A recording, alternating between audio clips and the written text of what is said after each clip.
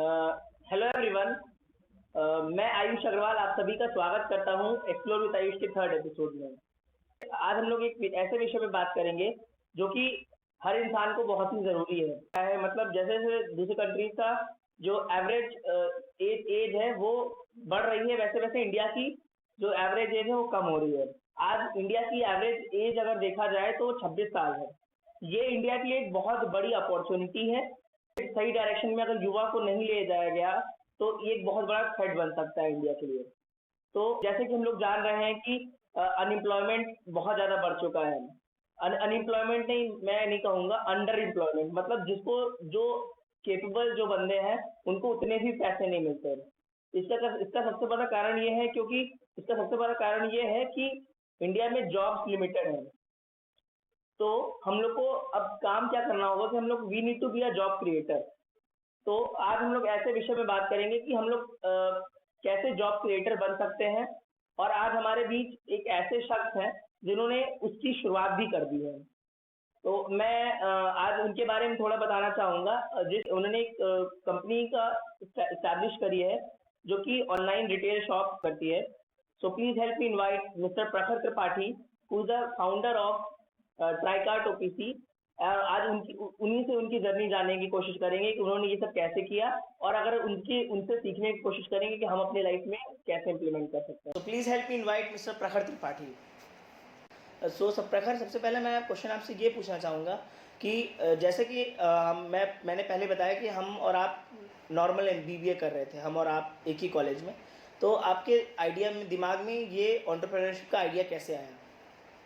देखिए आयुष की हम लोग एक मैनेजमेंट के स्टूडेंट्स हैं, तो हम लोगों को बहुत सारी चीज़ों में असाइनमेंट्स मिलते हैं। बहुत सारी चीज़ों को रिसर्च करने के लिए बोला जाता है। बहुत सारी चीज़ों को कहा जाता है कि आप इस पे जाएं, आप इस पे रिसर्च करें, क्वेश्चंस बनाएं। तो ऐसे ही एक बार असाइनमेंट्स मिला था, तो मैं ऐसे ही कर रहा था रिसर्च, तो करते गया उससे मुझे आइडिया आया कि ऑनलाइन शॉपिंग।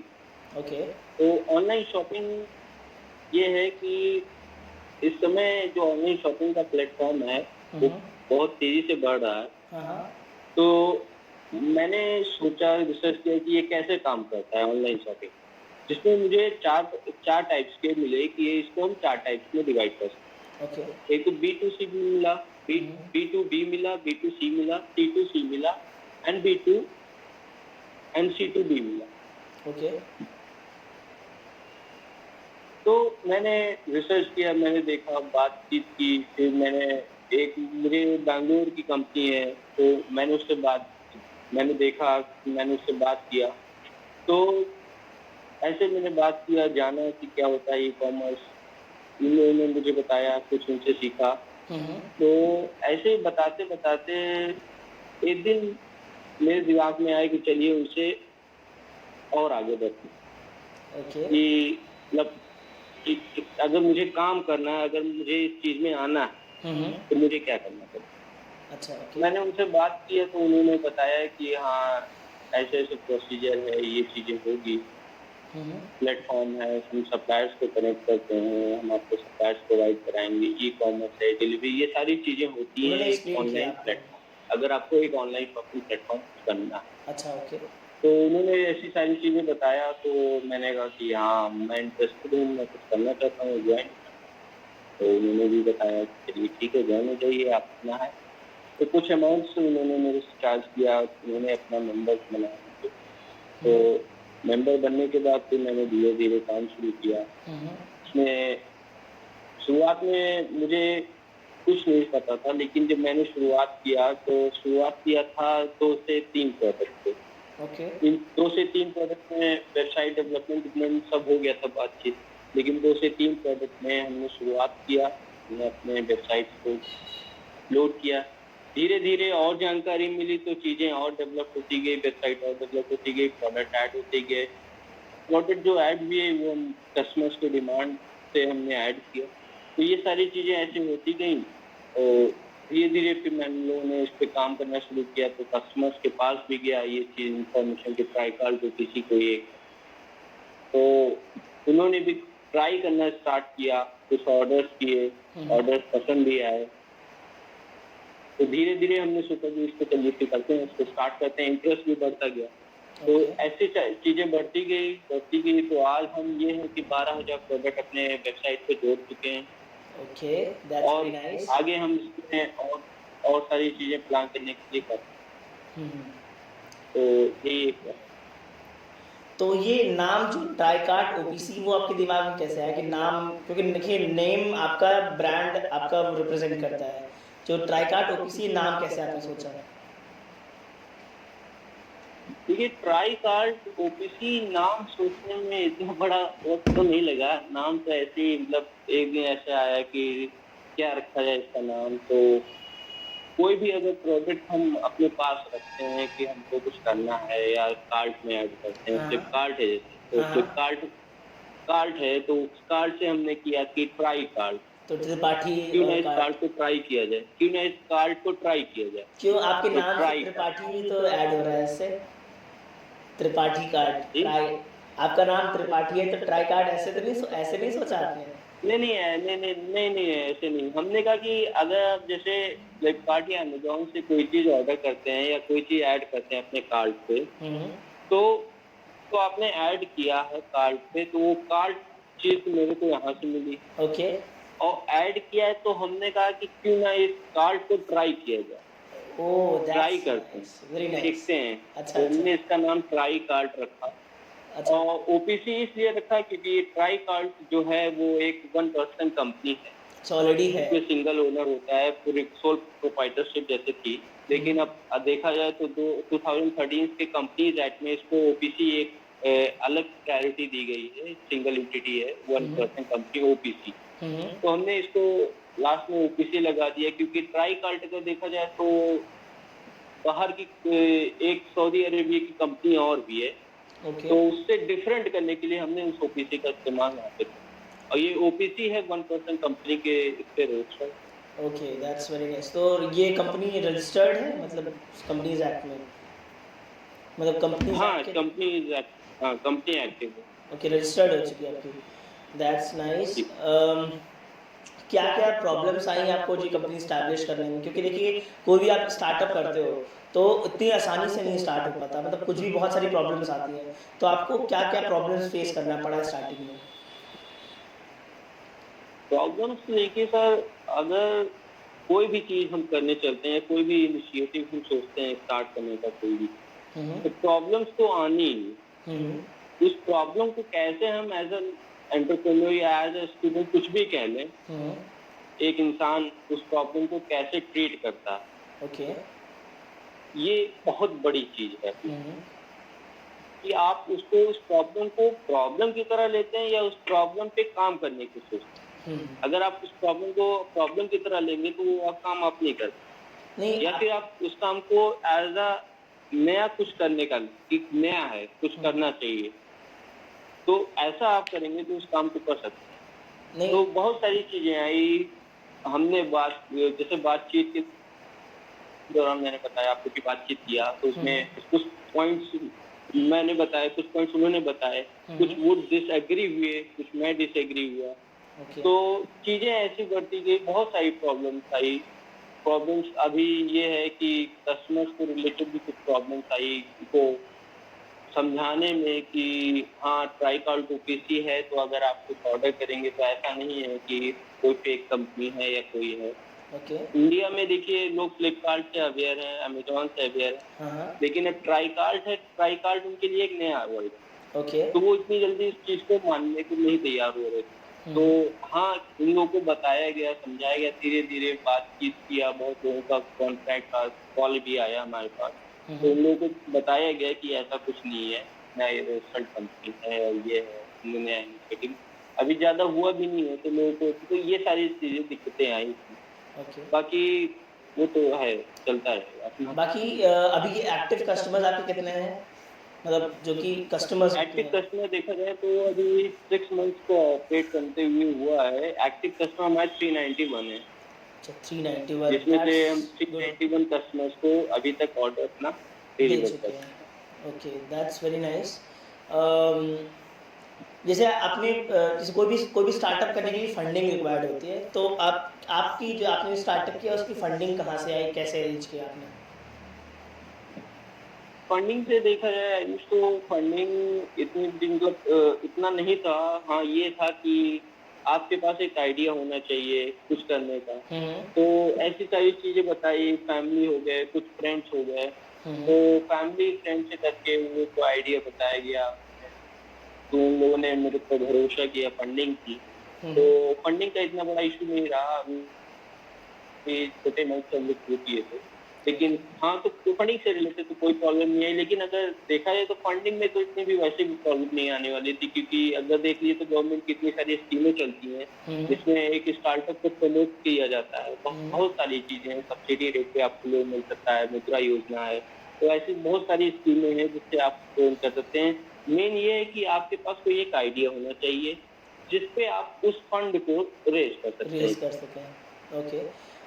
मेरा नेक्स्ट क्वेश्चन ये है कि जैसे कि हम लोग जानते हैं कोई भी आप नया काम स्टार्ट करो, ये चीज़ आप मानते होगे, कोई चीज़ आप नया काम स्टार्ट करते हो तो आपके आसपास वाले या आपके ऐसे कुछ लोग होते हैं जिनको बहुत बुरा लगता है वो चीज़, अब बुरा भला कहने लगते हैं। तो आपके साथ भी ऐसा कुछ इंसिडेंट हुआ कि आपने जो स्टार्ट किया तो तुम नहीं कर पाओगे, जो क्रिटिसाइज करने वाले, जो आपको खींचने वाले पीछे, ऐसे बहुत सारे लोग होते हैं। तो क्या आपके साथ ऐसा कुछ कोई मिला? देखिए आयुष, ये एक ऐसी चीज है जो कभी खत्म नहीं हो सकती,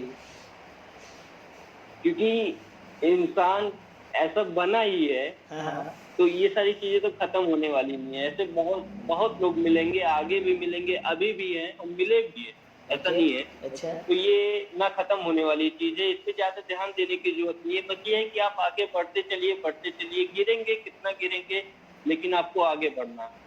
तो कोई दिले ये ना खत्म होने वाली चीज। मतलब ये है कि इस पे ध्यान ध्यान देने की हमें ध्यान देने की जरूरत नहीं है, केवल अपना काम, क्योंकि लोग मिलते रहेंगे, है ना? वो मिलते रहेंगे। ऐसी अपॉर्चुनिटीज, थ्रेड्स, स्ट्रेंथ, वीकनेस, अब ये चारों चीजें अगर आपके पास हैं तो आप ही एक बिजनेसमैन कहलाएंगे। स्ट्रेंथ भी है आपके पास, वीकनेस भी है, अपॉर्चुनिटीज भी है, तो जाहिर सी बात है आपके पास थ्रेड्स जरूर है। ओके। मेरा नेक्स्ट क्वेश्चन ये है कि आपने जो स्टार्टअप अभी तक किया कि एक ऐसा प्रोडक्ट होगा आपका जो कि सबसे ज़्यादा सेलिंग प्रोडक्ट है, वो कौन सा प्रोडक्ट है जो आपका सबसे ज़्यादा सेल होता है? देखिए, अभी तो हमारा गारमेंट्स में ही चल रहा है, चाहे वो एथनिक वेयर हो, बहुत सारे मेंस क्लोथिंग में हमारा अभी तक का हाईएस्ट होगा टारगेट। क्लोथिंग में का अभी भी हम लोग उस पे ज़्यादा फोकस कर रहे हैं। क्लोथिंग में क्या चीज़? क्लोथिंग में भी क्या चीज़? क्लोथ नहीं, किस चीज़, कौन सा कपड़े, साड़ीज होती हैं, मेंस वेयर होता है, वुमेन्स वेयर होता है, किड्स वेयर होता है? Men's wear and women's wear both, ethnic wear and on casual jeans and shirts. Basically it's all about the garments. तो वो अभी तक हमारा टारगेट हुआ है, वो अभी उससे हमारी ज़्यादा सेल्स। ओके। ठीक है। आगे आने वाले 5 से 10 साल में आपका क्या विजन है कंपनी को लेके? देखिए, विजन ये है कि अगले 5 से 7 सालों में हम लोग इसको एक रिटेल बेसिस पे स्टैंड करना चाह रहे हैं कि एक इसका रिटेल खुल जाए। तो इस पे काम चल रहा है। तो अगले 6-7 साल में ये विजन है कि एक रिटेल चेन हो जाए, हमारा चेन चलता है। नेक्स्ट क्वेश्चन मेरा ये है कि बहुत सारे लोग ऐसे हैं जो कि एंटरप्रेन्योरशिप में जाना चाहते हैं, लेकिन कुछ ऐसे फैक्टर्स होते हैं जिसके कारण लोग नहीं जा पाते। आपके अकॉर्डिंग वो फैक्टर्स क्या हो सकते हैं? कि वो शायद फियर ऑफ फेलियर हो सकता है या कुछ भी हो सकता है। वो फैक्टर्स आपके फंड्स के हो सकते हैं। फंड्स के फैक्टर्स हो सकते हैं, कहीं ना कहीं उनका आइडिया लैक कर रहा होगा। तीसरा फैक्टर हो सकता है फैमिली मैटर्स, कि फैमिली चाहते हैं कि आप MBA करें या जॉब करें, लेकिन आप हैं कि आप अपना स्टार्टअप करना चाह रहे हैं। तो ये सारी चीजें हैं जिससे लोग एंटरप्रेन्योरशिप करना चाह रहे हैं या स्टार्टअप करना चाह रहे हैं, लेकिन कहीं ना कहीं उनके मन में ये सारी चीजें रहती हैं जिस वजह से वो अपना स्टार्टअप नहीं कर पाते, या उनको जबरदस्ती किसी दूसरे फील्ड में भेज दिया जाता है, या हो सकता हो ये सारी चीजें आपकी हर सारी चीजें आती हैं। अगर देखा जाए, एक एग्जाम्पल के तौर पे देखा जाए, तो अगर आप 12th पास करते हैं तो आपके पेरेंट्स कहेंगे नहीं आप बीटेक करिए, हाँ हाँ, लेकिन मतलब आपका ये है कि आप मैनेजमेंट का कोर्स करना चाह रहे हैं, बीकॉम करना चाह रहे हैं या बीबीए करना चाह रहे हैं। ओके। तो ये सारे फैक्टर्स इसी वजह से हमारे ऐसे अराइज होते हैं। तो ये सारे फैक्टर्स हैं जिस वजह से लोग अपने जो करना चाह रहे हैं वो नहीं। ओके। मेरा नेक्स्ट क्वेश्चन थोड़ा सा अलग है। जैसे कि बहुत सारी ऐसी कंपनीज ऑलरेडी रन कर रही हैं, जैसे कि अमेजन हो गई, फ्लिपकार्ट हो गई, मिंत्रा हो गई, फर्स्ट क्राई हो गई, ये सब ऑलरेडी क्लोथिंग सेक्टर में वर्क कर रही हैं। तो आपने जब स्टार्टअप किया था अपना ट्राई कार्ड का या ऑनलाइन रिटेल पे आप गए, तो आपके दिमाग में ऐसा नहीं आया कि मैं सक्सेसफुल हो पाऊँगा नहीं हो पाऊँगा, या क्योंकि ये सब बहुत ज़्यादा लीडिंग कॉम्पिटिटर्स हैं, मतलब मोनोपोली में जैसे कह सकते हैं, मोनोपोली पे है इस समय। तो आपको क्या लगता है कि आपका बिजनेस कहाँ तक जा सकता है, या आपको जिस समय आपने स्टार्ट किया होगा तो आपने क्या सोचा, क्या थॉट प्रोसेस था आपका उस समय कि मैं कॉम्पिटिट कर पाऊँगा नहीं कर पाऊँगा? देखिए आयुष, अगर देखा जाए तो ई कॉमर्स कंपनियां जितनी भी हमारे इंडिया में ऑपरेट हो रही हैं, वो अब इंडिया की कोई भी लिस्टेड कंपनी है, वो सारी बाहर की कंपनी है। अगर आप फ्लिपकार्ट को देखें तो पहले ये इंडियन कंपनी थी, लेकिन इसको वॉलमार्ट ने फिर ओवरटेक कर लिया। तो आप अमेजोन की बात करें, अमेजोन भी हमारी बाहर की कंपनी है। तो इंडिया की कंपनी में अगर हम देखें तो इंडिया का ई कॉमर्स प्लेटफॉर्म अभी बहुत पीछे है। तो उस हिसाब से अगर देखा जाए तो गवर्नमेंट भी हमारी ईज ऑफ डूइंग बिजनेस को प्रमोट कर रही है, बहुत सारे प्रमोशन स्कीम चला रही हैं। जैसे कि अभी कुछ ही दिनों पहले हमारे प्राइम मिनिस्टर मोदी साहब ने कहा कि हम आत्मनिर्भर भारत, लोकल ब्रांड, हाँ, vocal for local and vocal, local को ब्रांड बनाना। तो जब तक वो लोकल ब्रांड नहीं बनेगा तब तक ब्रांड कैसे हो? ब्रांड ये सारी चीजें बगैर लोकल के तो बन नहीं गई। अगर आप कोई भी देखें तो लोकल से ब्रांड की तरफ गई हुई, डायरेक्ट ब्रांड तो कोई बन नहीं है। तो इंडिया में अगर देखा जाए तो कोई भी कंपनी ऐसी नहीं है जो हमारी ई कॉमर्स में कर रही है। तो अगर ये कहें कि जब हम फ्लिपकार्ट या अमेजोन से परचेज करते हैं प्रोडक्ट, तो हम पैसा देते हैं किसी दूसरे बाहर की कंपनियों को, क्योंकि हम खुद इसमें हैं कि हम खुद अपना काम कर सकते हैं। तो अगर इंडियन कंपनी है, अगर इंडियन कंपनी के पास पैसा आपका जा रहा है, इंडियन प्रोडक्ट है, आपका जेन्युइन प्रोडक्ट है, आपको लगता है कि हाँ आप जहाँ हैं वहीं इसकी कंपनी है, वहीं रजिस्टर्ड ऑफिस है इसका, तो आपको ज़्यादा इजीली उस पर आपको अट्रैक्शन होगा। तो इंडिया में ही अगर सब कुछ हो जाए तो फिर उससे बड़ी बात क्या? That's very nice. मेरा नेक्स्ट क्वेश्चन ये है सर आपसे कि आप अभी जो कंपनी ऑपरेट कर रहे हैं वो आप अकेले कर रहे हैं या किसी के हेल्प से, मतलब फैमिली मेंबर्स या कोई फ्रेंड आपके साथ है, आपके साथ जितने भी आपकी सर्विसेज? रन तो फिलहाल अभी मैं ही कर रहा हूँ, क्योंकि जैसा कि मैंने आपको अभी पहले बताया कि ये एक ओपीसी के 1% कंपनी है। ओपीसी के एक लीगल एंटिटी के उससे रजिस्टर्ड है 2013 कंपनीज एक्ट। तो इसमें जो भी है वो मैं हूँ, जो भी कर रहा हूँ वो मैं ही ऑपरेट कर रहा हूँ। अभी तो इसमें इन्वॉल्वमेंट नहीं हुआ है, क्योंकि अभी तो इतना टाइम भी नहीं हुआ है कि हमें किसी को हायर करने की जरूरत है। अभी तो 6 मंथ ही हुए इस कंपनी को ऑपरेट करते हुए। प्रखर, एक मैसेज जो आप हमारी ऑडियंस को देना चाहते हैं कि स्टार्टअप से रिलेटेड, कि उनको अगर स्टार्टअप करना हो तो वो कैसे करें? देखिए, स्टार्टअप आपके पास स्टार्टअप के लिए मैं कहूँगा एक अच्छा सा आइडिया होना चाहिए। क्योंकि आपके पास अगर आइडिया है तो आप कर सकते हैं, लेकिन आइडिया इसका मतलब ये है कि हाँ आपका आइडिया कैसे, आपको ये प्रूव करना पड़ेगा कि आपका एक आइडिया दूसरों के आइडिया से कैसे डिफरेंट है। कोई भी एक अच्छा सा इनिशिएटिव आप देना चाह रहे हैं जो सबसे डिफरेंट है और आपको लगता है कि हाँ वो आपको मार्केट में एक स्टैंडर्ड दे सकता है, तो मैं कहता हूँ कि आपको जरूर ट्राई करना चाहिए, उस पर काम अपना शुरू करना चाहिए।